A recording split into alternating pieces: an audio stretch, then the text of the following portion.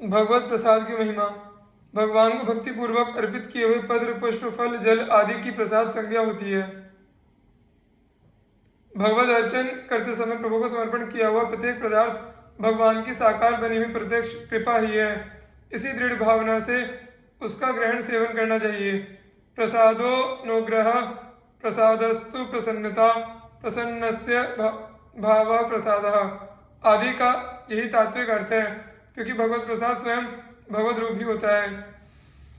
प्रसादम जगदीशस्य यन्नपानादिकं चयत ब्रह्मवन्निर्विकारं हि यथा विष्णु तथैव यत्तत्। अर्थात जैसे भगवान का दर्शन, स्पर्श आदि महामंगलकारी है, वैसे ही प्रसाद भी।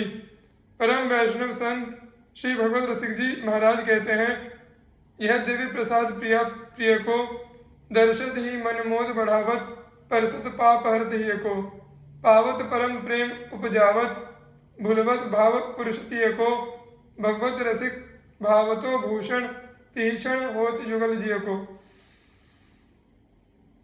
वृंदावन के परम रसिक संत श्री हरिराम व्यास जी महाराज तो भगवत प्रसाद के प्रति अद्भुत निष्ठा थी।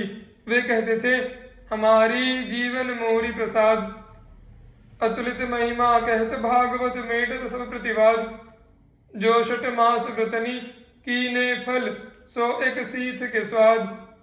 दर्शन पाप नसात खात सुख, परशत मिटत विषाद। देत लेत जो करे अनादर, सो नर अधम गवाद। श्री गुरु सुकल प्रताप व्यास यह रस पायो अनहाद। भगवत प्रसाद की श्रेष्ठता और उसके प्रति अनन्य भाव प्रदर्शित करते हुए वे आगे कहते हैं कि वृंदावन क्षेत्र से इतर के किसी ब्राह्मण द्वारा लाई गई मिठाई भी उन्हें ग्राह्य नहीं है, जबकि वृंदावन के स्वपच द्वारा लाया गया भगवत प्रसाद और संतों के शीत प्रसाद की जूठन भी उनके लिए वरण्य है। व्यास मिठाई विप्र की तामे लागे आग, वृंदावन के स्वपच की जूठन खाइए मांग। श्रीमद् भागवत में कहा गया है कि श्री भगवान द्वारा उपभुक्त माला, चंदन, वस्त्र, अलंकार, नैवेद्य आदि का जो भक्त सेवन करते हैं उन पर माया का प्रभाव नहीं पड़ता। त्वयोपभुक्त स्त्रगंधवासो लंकार चर्चितः, उच्छिष्ट भोजिनो दासास्तव मायाम जयेमहि।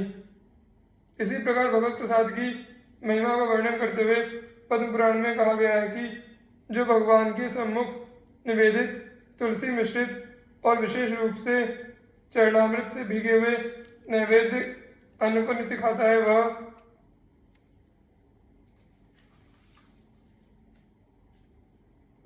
करोड़ों यज्ञों के पुण्य को प्राप्त करता है।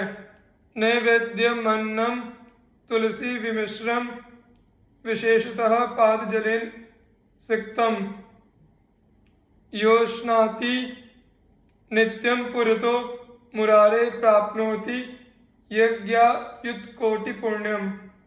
इस प्रकार भगवत प्रसाद की अमित महिमा है। भक्तों के लिए तो वह जीवन धन होता है।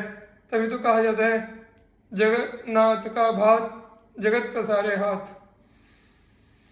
भक्ति तथा ज्ञान के प्रकाशक आचार्य पुलह अगस्त पुलस्त च्यवन सौभरी वशिष्ठ ऋषि करदम अत्र ऋचिक गर्ग गौतम सुव्यास ऋषि लोमस भृगु दालभ्य अंगिरा श्रृंगी प्रकाशी मांडव विश्वामित्र दुर्वासा सहस 88 जाबाली जमदग्नि माया दर्श कश्यप पर्वत पारासर पदरजधरो ध्यान चतुर्भुज चितधर्यो तिन्हें शरण हो अनुसरो। जिन भक्तों ने भगवान के चतुर्भुज रूप का ध्यान अपने हृदय में धारण किया, मैं उनकी शरण में हूँ, वे हमारे सब प्रकार से रक्षक हैं। पुलह जी, अगस्त जी, पुलस्त जी, च्यवन जी, सौभरी जी, वशिष्ठ जी, करदम जी, अत्रि जी, ऋचिक जी, गर्ग जी, गौतम जी, व्यास जी के शिष्य लोमस जी, भृगु जी, दालभ्य जी, अंगिरा जी, ऋष्य, श्रृंग जी, मांडव्य जी, विश्वामित्र जी, दुर्वासा जी, शौनकादि 88,000 ऋषि, जाबाली जी, जमदग्नि जी, मार्कंडेय जी, कश्यप जी, पर्वत जी और पराशर जी, इनके चरणों की रज मैं अपने सिर पर चढ़ाता हूँ। ये ऋषिगण बड़े तपस्वी हैं।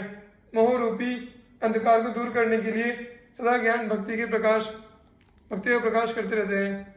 यहाँ भक्ति तथा ज्ञान के प्रकाशक इन आचार्यों का संक्षेप में वर्णन प्रस्तुत है। महर्षि पुलह भी ब्रह्मा के मानस पुत्र षोडश प्रजापतियों में से एक हैं। ये भी अन्यान्य ऋषियों की भांति जगत के हित साधन में लगे रहते हैं।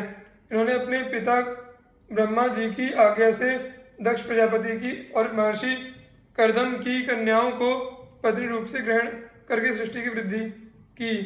अनेकों योनि और जातियों की संतान इनसे हुई।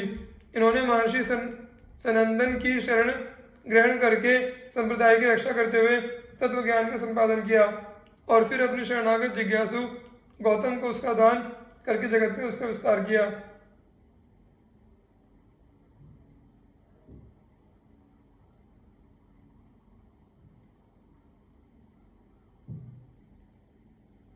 जगत की आध्यात्मिक, आधिदैविक और आधिभौतिक शांति के लिए निरंतर तपस्या में संलग्न रहते हैं। पुराणों में इनकी चर्चा स्थान स्थान पर आई है।